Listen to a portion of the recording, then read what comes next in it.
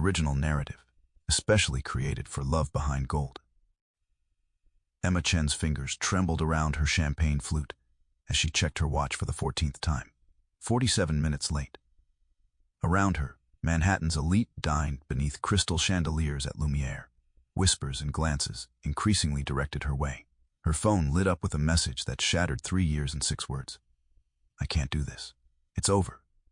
The engagement ring she'd expected tonight suddenly became the humiliation she couldn't escape as tears threatened to fall. Just as she gathered her purse to flee, a tall figure materialized beside her table. Dominic Blackwood, whose steel-gray eyes held hers without pity. May asked, gesturing to the empty chair across from her, his voice carrying an authority that made the whispers around them suddenly cease. Emma had spent 3 hours getting ready for tonight. She'd chosen the black dress carefully. Elegant but not desperate, confident but not presumptuous. After all, when your boyfriend of 3 years makes a reservation at Lumiere and tells you to dress for something special, there's really only one conclusion. Now, as she sat alone at a table meant for 2, that same dress felt like a costume in a play where she'd misunderstood her role entirely. More water, miss. The waiter's third visit carried the same practiced smile, but his eyes now held unmistakable pity. Yes, please. Emma straightened her spine. And I'm sure he'll be here any minute. Traffic in Midtown is terrible tonight. The lie tasted bitter. Jason was never late. In 3 years, he'd built his reputation at his father's investment firm on punctuality and preparation. If he wasn't here, it wasn't because of traffic. Her phone remained face up beside her untouched bread plate. She'd already texted him 4 times. Each message increasingly desperate beneath its casual veneer. Where are you? Running late. Everything okay? Jason, people are staring. 47 minutes. That's how long she'd been sitting here, smiling politely, pretending confidence while heat crept up her neck and into her cheeks. The couple at the next table kept glancing over, their expressions a mixture of curiosity and second-hand embarrassment. The matter D had stopped by twice, each time more hesitant than the last. When her phone finally lit up, Emma lunged for it with such relief that she nearly knocked over her water glass. The message glowed on her screen. I can't do this. It's over. I'll have someone drop your things off tomorrow. I'm sorry. 6 years of friendship, 3 years of dating. Countless promises about their future. All ended in a text message, while she sat alone in New York's most exclusive restaurant, surrounded by people who now had front-row seats to her humiliation. The room tilted slightly. Emma set down her phone with deliberate care, as though it might detonate if handled roughly. The diamond tennis bracelet Jason had given her for Christmas suddenly felt tight around her wrist. Would you like to order now, miss? The waiter had returned, his discomfort visible. Her voice cracked. She cleared her throat and tried again. Actually, I'll just take the check for the drinks. Your companion hasn't arrived yet. He won't be coming. The words scraped her throat like broken glass. As the waiter retreated, Emma reached for her purse. She would not cry here. She would walk out with the same dignity she'd walked in with, even if it killed her. She would save her tears for the taxi ride home, for the privacy of her apartment, for anywhere but this gleaming temple to New York high society. Excuse me. The deep voice came from her left. Emma looked up to find a man standing beside her table, tall, impeccably dressed in a charcoal suit that screamed bespoke tailoring, with dark hair and striking gray eyes that regarded her with unexpected intensity. I believe this table is taken, she said automatically, then winced at how ridiculous that sounded given the circumstances. The corner of his mouth lifted slightly. So I see. Though I also see someone who might appreciate company more than solitude right now. Before Emma could respond, he gestured to the empty chair across from her. May I? Something about his calm confidence gave her pause. He wasn't leering, wasn't pitying. His expression held something closer to respect. Why would you want to? She asked bluntly. Because walking out right now gives power to whoever left you sitting here. He glanced at her phone, still displaying Jason's message. And I suspect he doesn't deserve that power. Emma stared at him, caught between indignation at his presumption and a strange sense of relief that someone was offering her A way out that didn't involve slinking away in shame. "I don't need rescuing," she said firmly. "I'm not offering rescue. I'm offering dinner, and perhaps conversation that doesn't involve pitying looks or whispers." He nodded subtly toward the nearby tables, where diners were pretending not to watch them. Emma hesitated. The stranger was handsome in a severe way, all sharp angles and intensity, but it wasn't his looks that made her consider his offer. It was the quiet certainty in his posture, the lack of awkwardness most men would display in this situation. "I don't even know your name," she said. "Dominic." He didn't offer a last name. "And you are?" Emma Chen." "Well, Emma Chen," he said, sliding into the chair opposite her with a grace that suggested he belonged anywhere he chose to be. "What do you say we give these people something to actually talk about? And despite everything, the humiliation, the heartbreak, the utter bewilderment of this moment." Emma found herself smiling for the first time that evening. "I say." She reached for her water glass, raising it slightly. "I could use a proper drink first. Macallan 25, neat." "And the lady will have." Dominic raised an eyebrow at Emma. "A dirty martini, extra olives." Emma surprised herself with the decisiveness in her voice. This was not a night for wine. This was a night for something stronger. As the waiter departed, an awkward silence threatened to descend. Emma's fingers fidgeted with her napkin. "So this is what you do? Rescue women from public humiliation. I told you, this isn't a rescue." Dominic's eyes held hers steadily. "Think of it as mutually beneficial company." "And what benefit do you get exactly?" Her tone carried an edge. "The pleasure of dining with someone genuine in a room full of pretense." He glanced around the restaurant. "Do you know how rare that is in places like this?" Their drinks arrived. Emma took a sip of her martini, welcoming the burn. "You haven't asked what happened," she noted. "I don't need to." "His loss was written all over your face." Dominic swirled his scotch gently. "Though I am curious what kind of man ends things via text message while you're sitting in a restaurant waiting." "A coward," Emma replied, surprising herself with the immediate assessment. 3 years, and he couldn't even face me. Dominic's expression darkened momentarily. 3 years is a significant investment. I thought so. Apparently he disagreed. She took another sip. "I'm a kindergarten teacher. He's from a banking family." "I always suspected his parents thought I wasn't suitable." The admission stung as she said it aloud.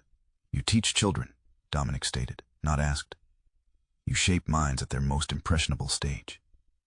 And he shuffles money from one account to another. A slight smile touched his lips. "I know which I find more valuable."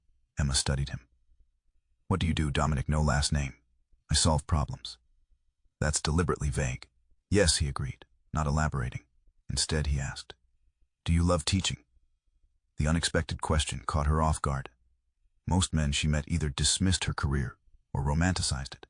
Few asked about it with genuine interest. "I do. It's chaotic and exhausting and absolutely worth every second." Her face softened as she spoke. "Watching a child understand something for the first time, there's nothing like it."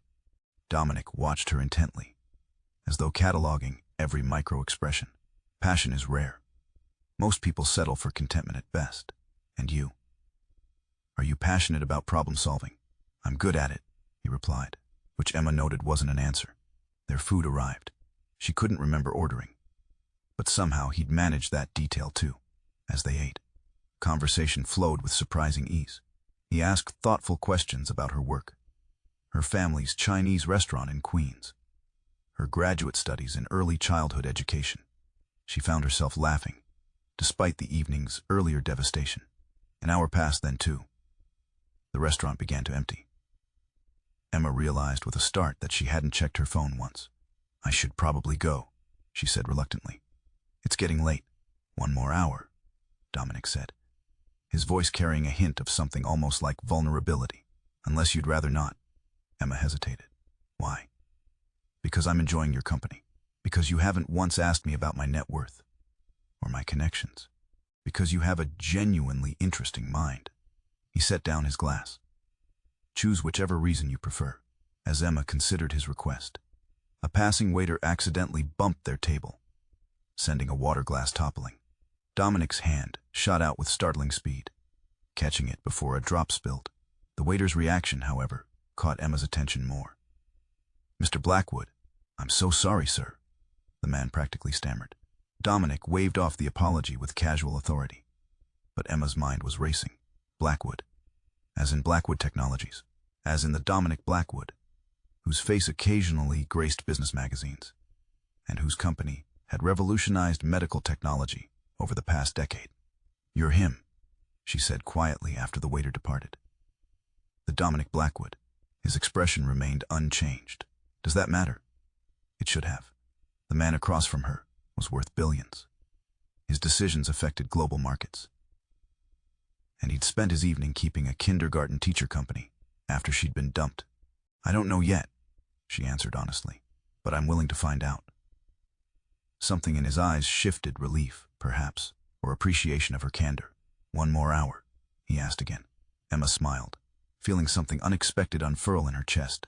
Not attraction, though he was undeniably attractive, but something rarer.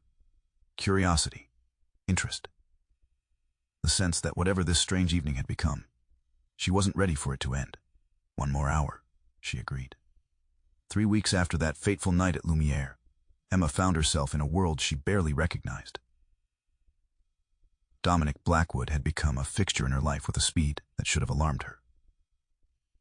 Instead, she found herself constantly surprised by the man beneath the billionaire facade. Tonight she stood on the balcony of his penthouse. Manhattan sprawled before her like a glittering carpet of lights.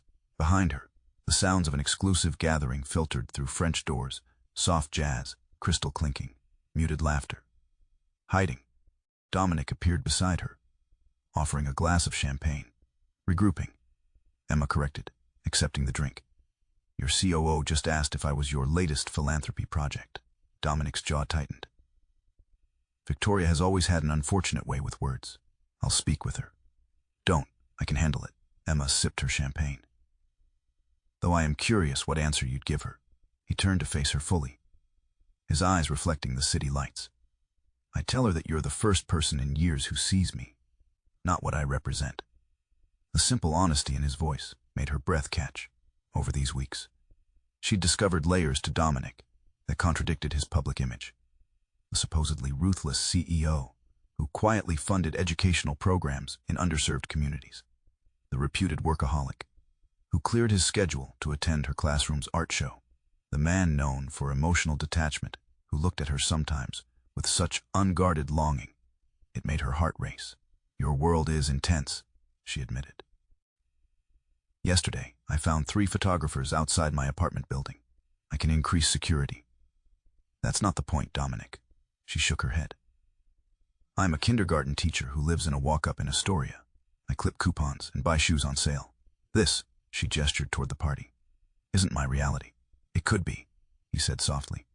The implication hung between them. They hadn't defined what they were to each other, hadn't moved beyond lingering touches and tension-filled goodnights, but something was building between them.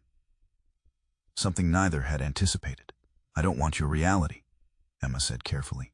"I want authenticity with you."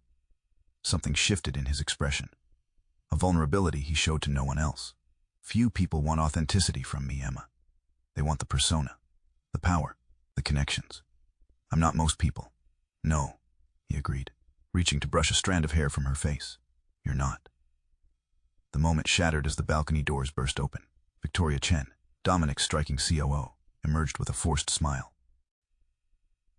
"The Millers are asking about the Singapore project." "Oh." Her eyes widened in feigned surprise. "Emma, I didn't see you there." Emma recognized the calculated interruption but smiled pleasantly. "Victoria, lovely party, isn't it? Though perhaps a bit overwhelming for some." Victoria's gaze swept over Emma's simple black dress, elegant but clearly not designer.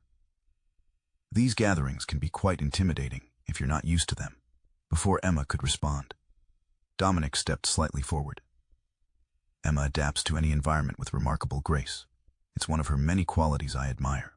Victoria's smile tightened. "Of course. Well, when you're finished out here, the Millers can wait." Dominic finished firmly. "I'll be in shortly." After Victoria retreated, Emma sighed. She doesn't approve. Her approval isn't required. No, but her hostility makes things complicated. She's not the only one either. Your world is full of Victorias. Dominic's phone buzzed. He glanced down, frowning at the screen. Speaking of complications, what is it? Your ex-boyfriend is downstairs, demanding to see you. His voice remained neutral. But Emma caught the tension in his jaw. Apparently, he's had a change of heart. Emma froze. Jason is here now. Security is holding him in the lobby. I can have him removed. No. Emma set down her glass. I should talk to him. End this properly. Dominic studied her face. Are you sure? The question carried weight beyond its simple words. Was she sure about dismissing Jason? Sure about whatever was developing between her and Dominic? I'm sure, she said firmly. Some endings need closure, and some beginnings. She met his gaze steadily. Some beginnings deserve clarity. Dominic nodded once, understanding perfectly what she wasn't saying. As they moved toward the elevator, he placed his hand lightly on the small of her back, not possessive, but present, a silent statement to anyone watching. Emma took a deep breath as the elevator descended. Two worlds were colliding tonight, and she wasn't entirely sure she would emerge unscathed. The confrontation with Jason in Dominic's lobby had been brief, but intense. His tearful apologies, his insistence that he'd made a terrible mistake, his pleas for another chance, all fell flat against the memory of that text message and the humiliation that followed. When he grabbed her arm, security had moved forward, but Emma had calmly extracted herself. You didn't just break up with me, Jason. You showed me exactly who you are. I deserve better. That should have been the end of it. But as Emma quickly discovered, nothing in Dominic Blackwood's orbit remained simple for long. 3 days later, she found herself staring at her phone in disbelief. The headline from a gossip blog blazed on her screen. Blackwood's new arm candy. Gold-digging teacher trades up from banking heir. Beneath it was a photo of her and Dominic entering a charity gala, his hand protectively at her waist. The article quoted an anonymous source close to the couple, claiming Emma had orchestrated the public humiliation at Lumiere to attract Dominic's attention after learning of his reservation that night. This is insane, she muttered, scrolling through the vicious comments. Her phone rang. Dominic. You've seen it, he said without preamble. Yes. Emma closed her eyes. How did they even get this information? The details about that night. Few people knew you were expecting a proposal. Fewer knew the exact circumstances of how we met. His voice was tight with controlled anger. I have a theory. Victoria, Emma said immediately. She's been watching me like a hawk. My thoughts exactly. I'm handling it. Handling it how? Emma's stomach nodded. Dominic, I can't have you fighting my battles. It'll only make things worse. This isn't just about you. It's about a breach of trust within my organization. Emma sighed, sitting heavily on her couch. This is exactly what I was afraid of. Your world is. It's a minefield. Our world, he corrected gently, if you want it to be. Before she could respond, another call beeped through, an unknown number. I should take this. It might be school. Call me after, Dominic said. Emma switched lines. Hello. The voice sent ice through her veins. It's Dad. 5 years. That's how long it had been since she'd spoken to the man who'd abandoned her mother, emptied their bank accounts, and disappeared when Emma was 16. How did you get this number? She demanded. I've been keeping tabs. You've done well for yourself. His laugh held no warmth, though not as well as recently, from what I see online, dating Dominic Blackwood. That's quite a step up from teaching finger painting. Emma's fingers tightened around her phone. What do you want? Can't a father reconnect with his daughter? Especially when she's finally made something of herself. I made something of myself years ago, without your help. Sure. Listen, I'm in a bit of a financial bind. Nothing serious, just temporary. I figured since you're running with the billionaire crowd now. The request was exactly what she'd expected. No, Emmy, be reasonable. 20,000 would solve everything. Your boyfriend probably spends that on breakfast. Goodbye, Dad. Wait, his voice hardened. Those gossip sites would pay good money to hear about your childhood, about your mother's breakdown after I left, about how you worked 3 jobs to put yourself through college. Quite the Cinderella story. The threat hung in the air, Emma's heart pounded. Are you blackmailing me? Just asking for family help. Think about it. He hung up, leaving Emma shaking with rage and anxiety. This was exactly what she didn't need. More complications, more scrutiny, more reasons for Dominic's world to view her with suspicion. When she arrived at Dominic's penthouse that evening, she found him in his home office, expression thunderous as he spoke on the phone. I don't care about the legal implications. Handle it. He ended the call, looking up as Emma entered. Victoria has been dealt with. What does that mean? It means she's no longer COO of Blackwood Technologies. His tone allowed no argument. She betrayed my trust and attacked someone important to me. There are consequences for that. Emma set down her bag, conflicted. You fired her because of me. I fired her because she leaked confidential information and attempted to manipulate public perception of my personal life. He moved toward her. The board agreed unanimously. And now everyone will think I'm the reason Victoria Chen lost her job. Emma, my father called today, she interrupted. He's threatening to sell stories about me to the tabloids, unless I give him money. Dominic's expression darkened further. Give me his information. I'll handle it. No, Emma stepped back. That's exactly what I don't want. I can't have you solving every problem that comes my way. It makes me look exactly like what they're calling me. An opportunist using you for protection and status. I don't care what they call you. But I do. Tears of frustration welled in her eyes. I care about my reputation, my independence. My ability to walk into my classroom without parents whispering about my personal life. Dominic reached for her, but Emma moved away, needing space to think. Maybe this was a mistake, she whispered. Maybe we're fooling ourselves thinking this could work. The pain that flashed across his face made her heart constrict, but she couldn't take the words back, because for the first time since that night at Lumiere, Emma wasn't sure she was strong enough for the reality of loving Dominic Blackwood. 3 days of silence stretched between them like an abyss. Emma threw herself into her work, staying late to prepare classroom materials. Anything to avoid the emptiness of her apartment and the temptation to call him. Pride and fear kept her phone in her drawer, even as she checked it constantly for messages that didn't come. On the 4th day, rain pounded against the classroom windows as Emma helped her last student into his raincoat. The boy's mother was late, unusual, but not concerning given the weather. As they waited in the empty classroom, Emma tried to ignore the hollow ache in her chest. Miss Chen. The boy tugged her sleeve. There's a man at the door. Emma turned, expecting the child's father. Instead, Dominic stood in the doorway, soaking wet, no umbrella, his usual immaculate appearance completely undone.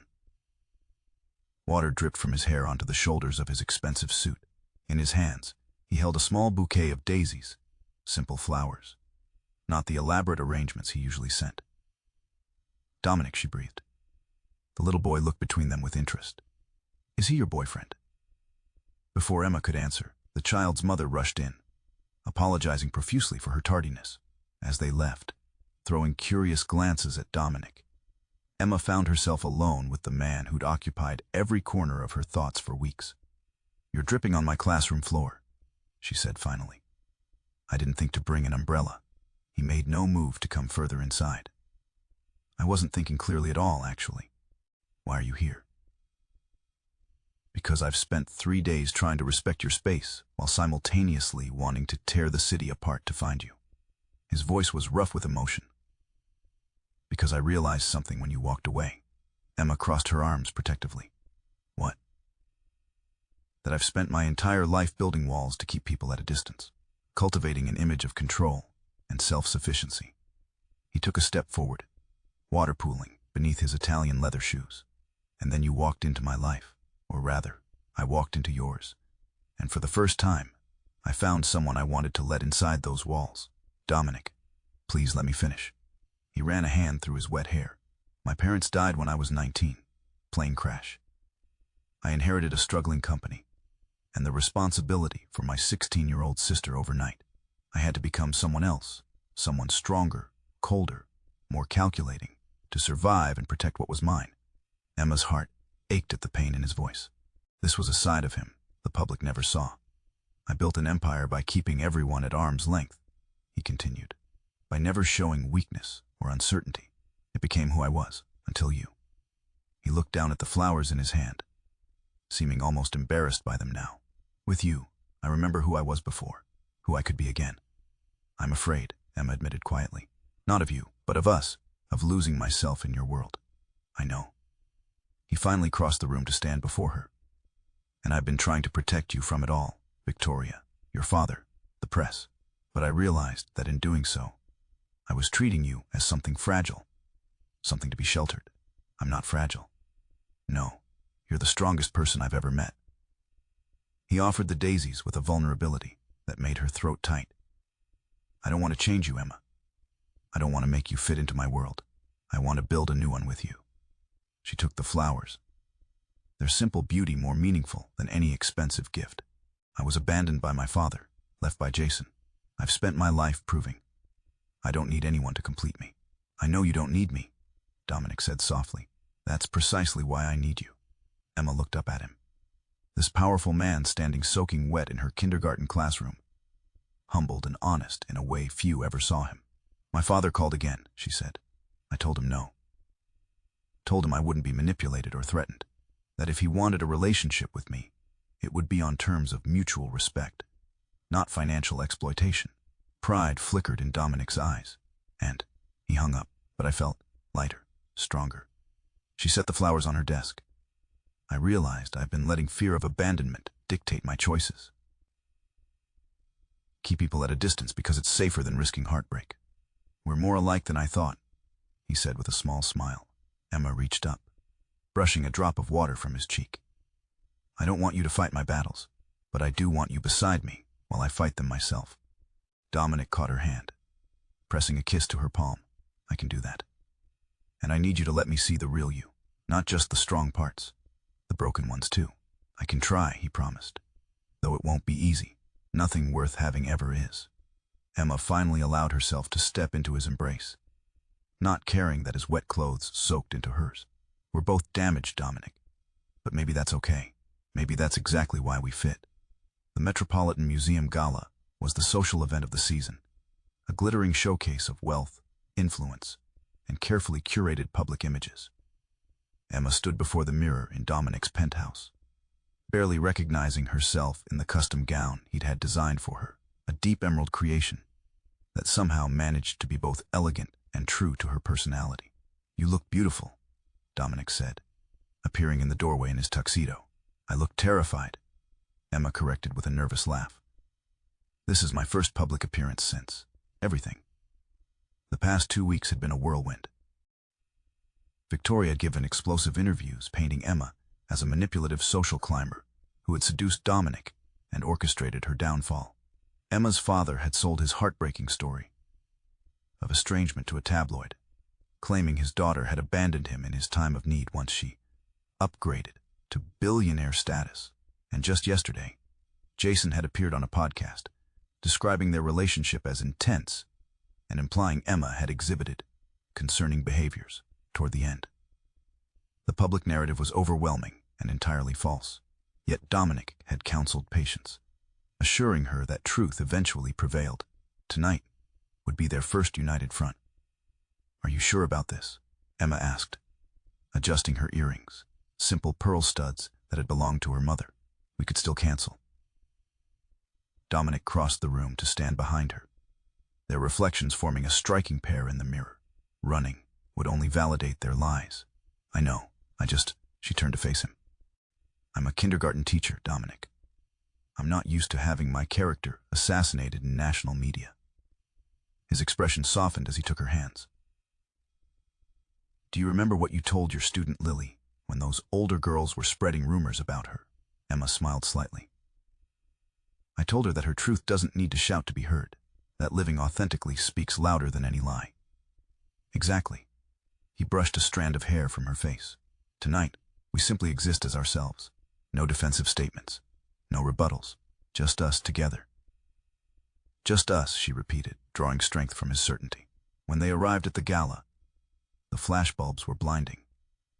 Emma held her head high as Dominic guided her past reporters shouting questions about Victoria. about her father, about their relationship. Inside, the initial stares and whispers were exactly as uncomfortable as she'd anticipated. Dominic. A silver-haired man approached with his wife. Good to see you. And this must be the famous Emma Chen. Emma braced herself for condescension, but the man surprised her with genuine warmth. Richard and Margaret Hughes. Dominic introduced them. Richard sits on my board. He was one of the strongest voices supporting Victoria's termination. The evidence was irrefutable, Richard said.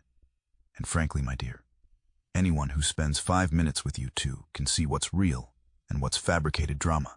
His kindness was unexpected and deeply appreciated.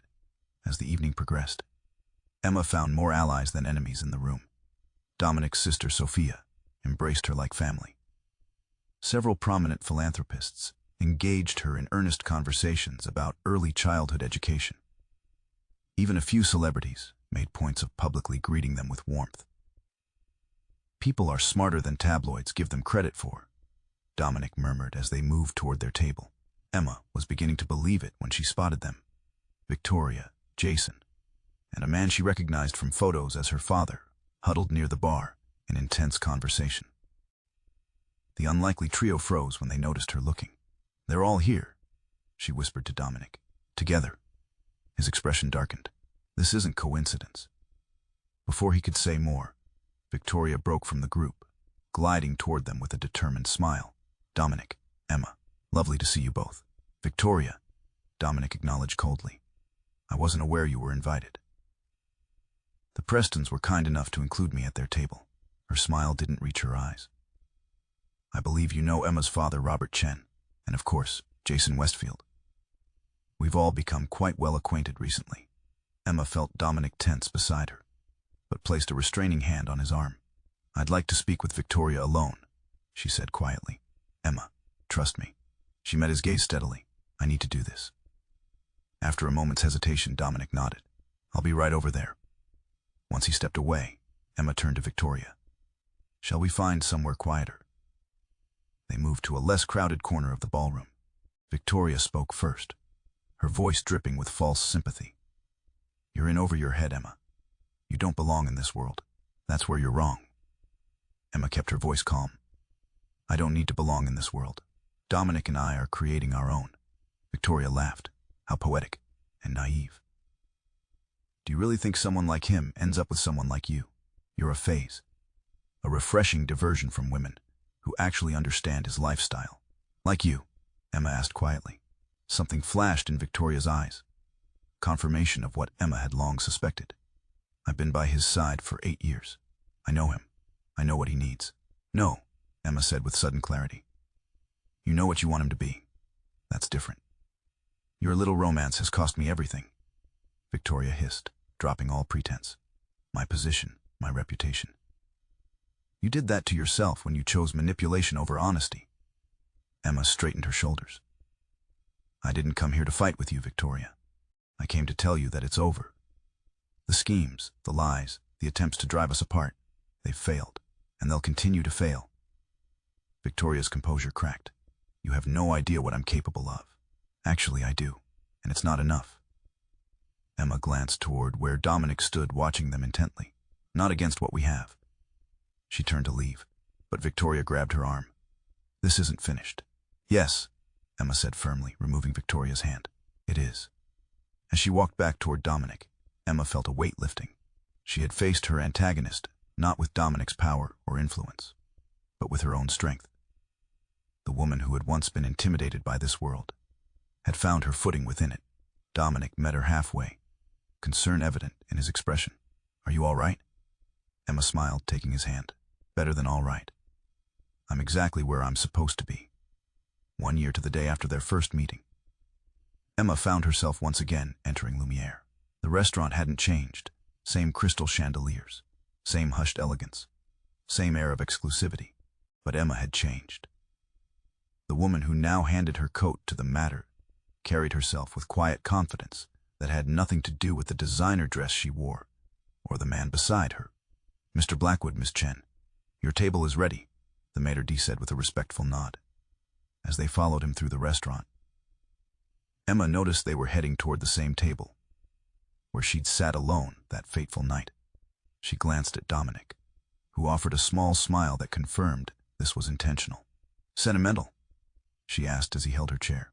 "Symmetrical," he corrected, taking his seat across from her. "I believe in coming full circle." The past year had been transformative for them both.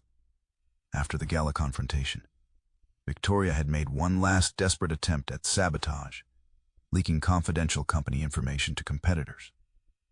The resulting legal battle had ended with her permanent disgrace in corporate circles. Emma's father had eventually slunk back to obscurity when his attempts at extortion proved fruitless. And Jason had finally moved on when his family arranged an appropriate match with a banking heiress. More importantly, Emma and Dominic had found their balance. She had remained a kindergarten teacher, refusing his offers to fund her own school until she'd gained more experience. He had learned to share control, to show vulnerability, to build spaces in his life where titles and wealth held no meaning. Together, they had created a relationship that honored both their worlds. "I have something for you," Dominic said after they'd ordered, reaching into his jacket pocket. Emma's heart skipped. "Dominic," he placed a small velvet box on the table between them. "Before you say anything, this isn't what you think, or rather, not exactly." Curious, Emma opened the box. Inside lay a key. "A key?" she asked, confused. "To the brownstone in Park Slope," he explained. "The one you loved with the garden and the bay windows. It's yours." Emma stared at him. They'd viewed the property months ago when she'd mentioned wanting to eventually move from her Astoria apartment. She'd fallen in love with it instantly, but had insisted it was beyond her means. "Dominic, I can't accept this. It's too much." "It's not a gift," he clarified. "It's an investment in our future. The deed is in both our names." Emma's fingers hovered over the key. "You're asking me to move in with you." "I'm asking for much more than that." His gray eyes held hers with an intensity that still made her breath catch. "I'm asking you to build a life with me. Not my life, not your life, our life." "People will talk," she said, though the words held none of the fear they once might have. "The teacher who captured the billionaire. Let them." He reached across the table to take her hand. "We know the truth." Emma closed her fingers around the key, feeling its weight, the weight of choice, of commitment, of a future neither of them had imagined possible a year ago. "There's something else in the box," Dominic said softly. Emma looked closer and noticed a small compartment she'd missed. Opening it revealed a simple yet elegant diamond ring. "I'm not asking because it's expected," Dominic said, his voice uncharacteristically uncertain. "I'm not asking because it's the logical next step. I'm asking because the thought of any future without you is unbearable to me now." Emma looked up at him. This complex man who had entered her life when she was at her lowest and had never once made her feel anything less than his equal. "A year ago, I sat at this table feeling worthless," she said quietly. "Abandoned, like I wasn't enough." Dominic's grip on her hand tightened. "Emma, let me finish," she said with a gentle smile. "That night, you didn't rescue me. You recognized me. You saw strength in me when I couldn't see it in myself." She picked up the ring, studying its perfect simplicity. "I don't need this ring to know what we have is real, but I want it because it represents a choice we're making together, as equals." "Is that a yes?" he asked, a rare vulnerability in his expression. Emma slipped the ring onto her finger, where it caught the light of the chandelier above. "It's more than yes. It's a promise that whatever comes next, we face it standing side by side, not behind each other, not in front, but together." Dominic rose from his chair, moved to her side, and knelt beside her, the powerful man humbling himself in the very place where their story began, as he took her face in his hands and kissed her. Applause broke out around them, but Emma barely noticed. In this moment, the only person who existed was the man before her, not the billionaire, not the CEO, but simply Dominic, her partner, her equal, her future, and in his eyes, she finally saw what had been there from the beginning. Not a woman who needed saving, but a woman worth choosing, again and again, for exactly who she was.